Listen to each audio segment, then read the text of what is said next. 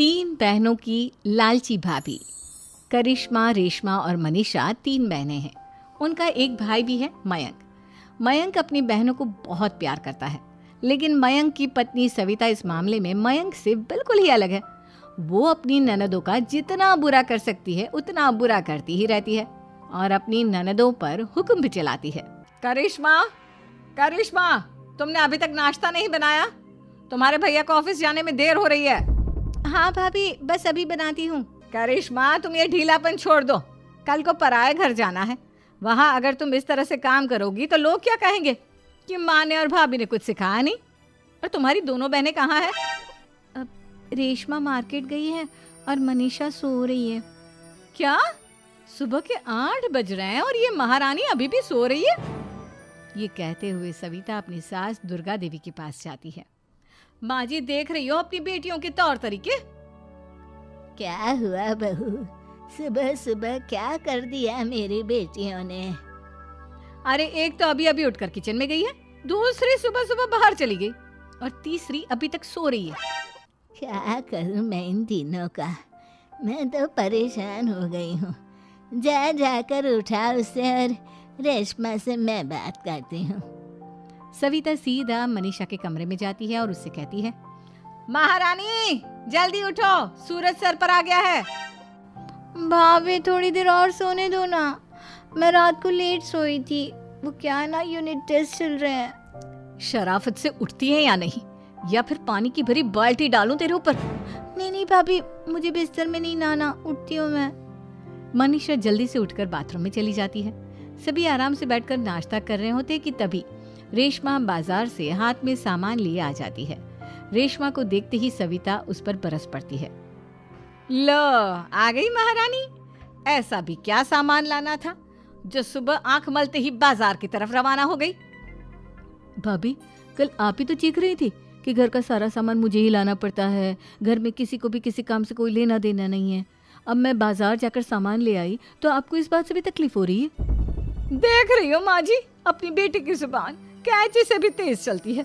और मयंक, आप तो कुछ कहेंगे नहीं अपनी लाडली बहन को। रेशमा, अपनी भाभी से ऐसे बात नहीं करते। चलो माफी मांगो। भैया, मैं क्यों माफी मांगू? आप भाभी से बोलिए ना कि हम पर कम हुक्म चलाया करे।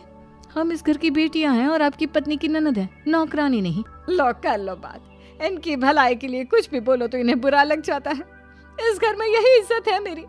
देख लो माँ जी, आपकी बेटी किस लहजे में मुझसे बात कर रही है। सविता वहां से चली जाती है। मयंक को बहुत गुस्सा आता है, वो भी वहां से चला जाता है। फिर करिश्मा रेशमा को समझाती है। रेशमा, तुम्हें भाभी से माफी मांग लेनी चाहिए थी ना। लेकिन दीदी, मैंने कुछ किया ही नहीं, तो मैं माफी क्यों मांगू? हाँ करिश्मा दीदी, रेशमा दीदी जैसे ही घर में आई भाभी ही उन पर चिल्ला रही थी। हाँ, मैं मानती हूँ कि गलती भाभी की थी। मैं तो इसलिए बोल रही हूँ कि भाभी ने माँ को तो पूरी तरह अपने वश में कर लिया है। वो हमारी बात सुनती ही नहीं। मयंक भैया हमारे लिए हमेशा खड़े रहते हैं, इसलिए उनकी बात का मान तो तुम्हें रखना चाहिए था ना। कोई फायदा नहीं दीदी, कुछ दिनों की बात और है, भाभी उन्हें भी हमारे खिलाफ भड़का देंगी। फिर वो भी माँ की तरह हमारी किसी बात का विश्वास नहीं करेंगे। इसी तरह सविता अपनी तीनों ननदों को किसी न किसी बात पर परेशान करती रहती थी। एक दिन मयंक अपनी तीनों बहनों के लिए गिफ्ट लाया। क्या रेशमा, ये तुम्हारे लिए हार का सेट। रेशमा, तुम्हारे लिए सुंदर सी ड्रेस। और मनीषा, तुम्हें किताबें पसंद है ना, तुम्हारे लिए किताबें लाया हूँ। थैंक यू भैया। थैंक यू भैया। थैंक यू भैया। करिश्मा, तुम्हारा नेकलेस कितना सुंदर है। ये भैया कहाँ से ले आए होंगे? मैंने भैया को 3 दिन पहले फोन पर ये डिजाइन दिखाया था और आज भैया ये ले आए।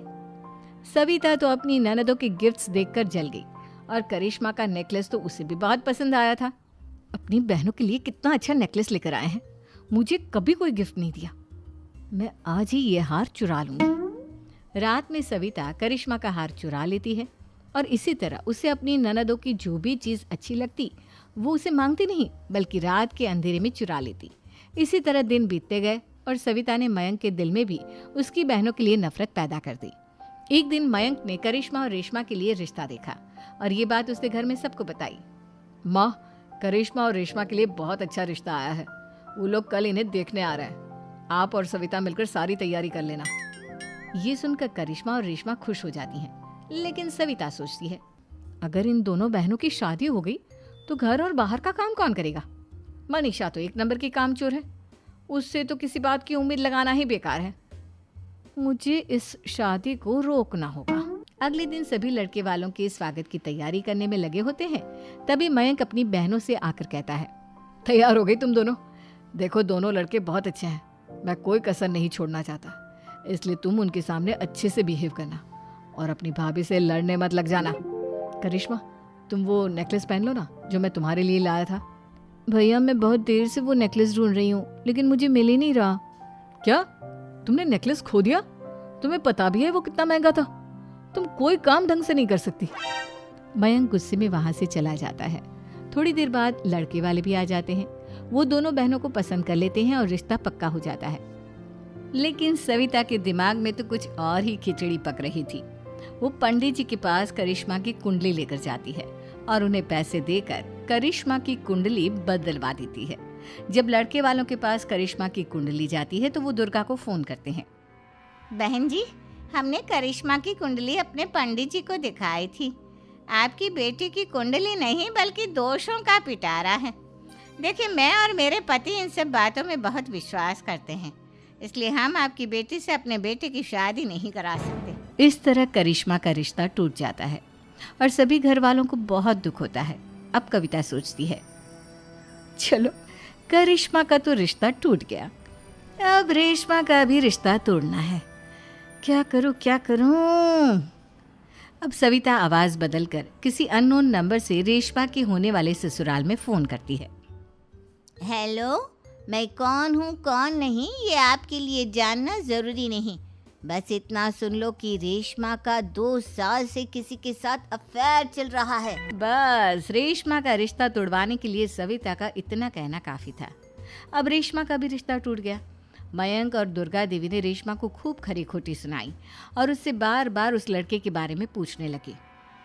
आप दोनों मुझे क्यों परेशान कर रहे हो? अरे कोई लड़का होगा मेरी लाइफ में तो मैं बताऊंगी ना, जब कोई है ही नहीं तो कहाँ से लाऊं मैं कोई लड़का? तो तेरे होने वाले ससुराल वालों को फोन किसने किया था?